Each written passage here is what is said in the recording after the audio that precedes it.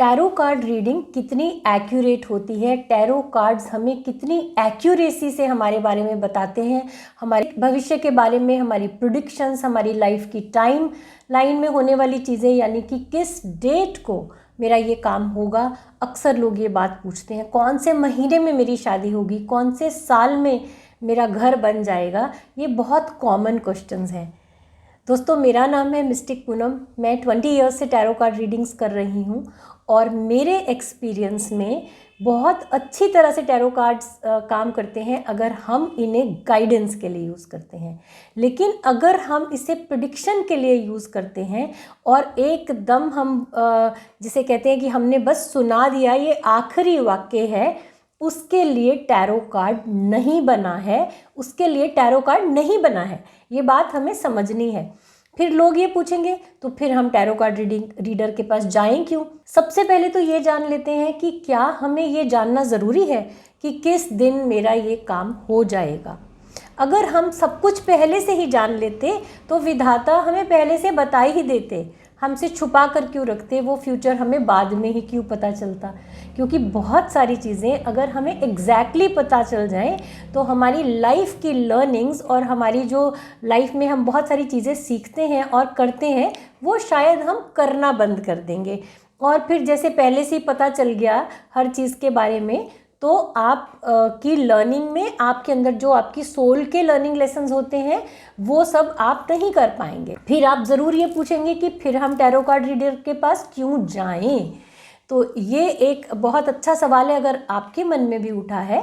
Tarot card जो है वो हमें हेल्प करते हैं गाइड करने में कि किस तरह से आपके मेंटल पैटर्न्स हैं, किस तरह की आपकी ट्रेनिंग है, किस एनर्जी लेवल पे आप आज के दिन में हैं और उसके अकॉर्डिंग आपकी डेस्टिनी कैसी होगी। अब इसके अंदर स्कोप रहता है इम्प्रूवमेंट का। अगर आप अपना असेसमेंट करवा रहे हैं कि आज के डेट में ये मेरी इच्छा है, ये मेरा गोल है, ये मैं करना चाहता हूँ, लेकिन टैरो कार्ड्स आपको बताता है यहाँ आपके पास ऑब्स्टिकल्स हैं, यहाँ पर आपकी कमी है। मे बी आप कम प्रैक्टिकल हैं, मे बी आप ज़्यादा इमोशनल हैं, मे बी आप कम इमोशनल हैं। जिस भी तरह का आपका सवाल है उसके अकॉर्डिंग आप पूरी तरह से इक्विप्ड नहीं हैं। अब आपको अपना गोल अचीव करना है। अगर आज ही टैरो कार्ड ने आपको ये बता दिया, जो टैरो रीडर्स आजकल नए नए टैरो रीडर्स हैं वो प्रेडिक्शंस करते हैं और बस सुना देते हैं ये काम होगा ये नहीं होगा, वो एक सही तरीका नहीं है।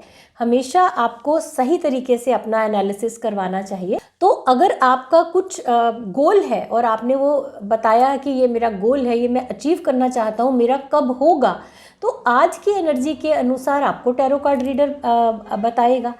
लेकिन अगर हम उसकी डिटेल में जाते हैं, हम प्रेडिक्शन पे ना जाके हम अपनी ऑब्स्टिकल्स देखते हैं, कहाँ कमियां हैं, उसका सॉल्यूशन क्या है, अगर वो देखते हैं आपके गोल को अचीव करने के लिए, तो वो एक बेहतर तरीका होगा। और आपको टैरो कार्ड रीडर से यही पूछना चाहिए कि ये मेरा गोल है, ये मैं करना चाहता हूँ और मुझे क्या गाइडेंस क्या है मेरे लिए। अब कई बार ऐसा भी होता है, अलग अलग राशियों के लोग या अलग अलग कंडीशनिंग के साथ जब हम अलग अलग देशों में रहते हैं तो हमारी एक खास तरह की कंडीशनिंग होती है। अब उसके अनुसार अगर आपने अपना गोल अनरियलिस्टिक बना लिया, अगर आप उसके अनुसार इक्विप्ड नहीं है या आपके पास साधन नहीं है, आप वो काम कर नहीं सकते, तो वो भी आपको गाइडेंस मिल जाएगी कि आप इसकी बजाय दूसरा ऑप्शन लेंगे तो उसमें ज़्यादा सक्सेसफुल होंगे।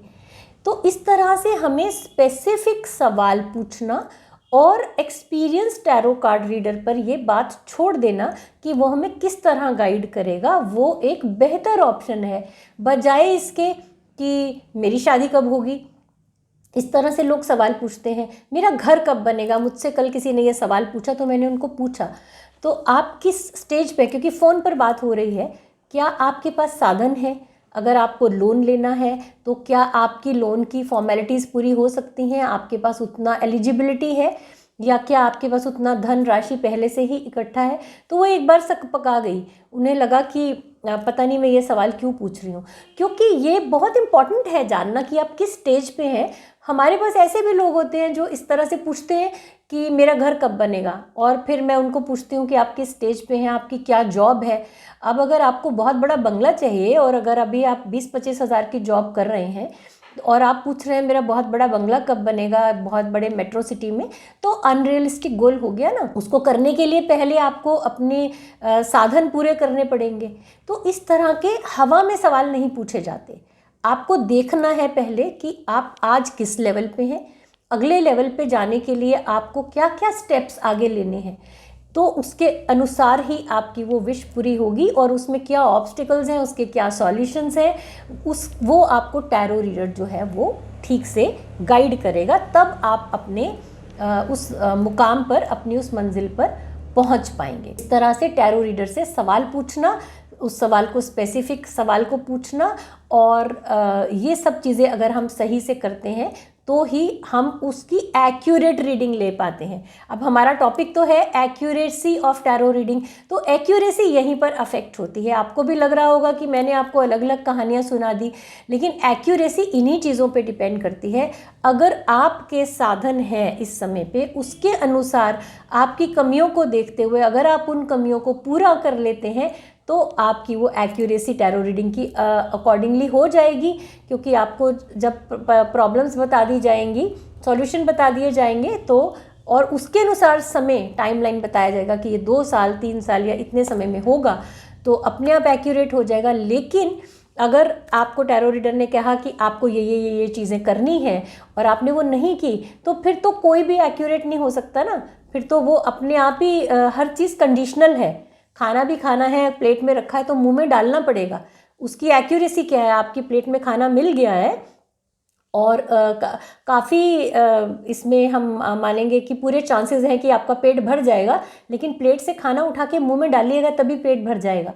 तो एक्यूरेसी इसी तरह से होती है कि हमें ऑब्स्टिकल सॉल्यूशंस देखते हुए अगर हम उस गाइडेंस को फॉलो करते हैं तो ये मेरे हिसाब से 100% एक्यूरेट है। क्योंकि क्लाइंट्स जब फोन करके कहते हैं आपने इतने साल पहले ये बात कही थी और वो हो गई, वो मेरे ऊपर उसका क्रेडिट नहीं है, उन पर क्रेडिट है, क्योंकि जो कमियां थी वो उनको दूर कर लेते हैं, सजेशंस को मान लेते हैं। तो दोस्तों, अगर आपको मेरा ये वीडियो अच्छा लगा है तो आप चैनल को सब्सक्राइब कीजिए, लाइक कीजिए वीडियो को और शेयर भी कीजिए ताकि बाकी लोगों को भी ये ज्ञान मिल सके। सुनने के लिए आपका बहुत बहुत धन्यवाद और वीडियोस के लिए बने रहें हमारे चैनल के साथ।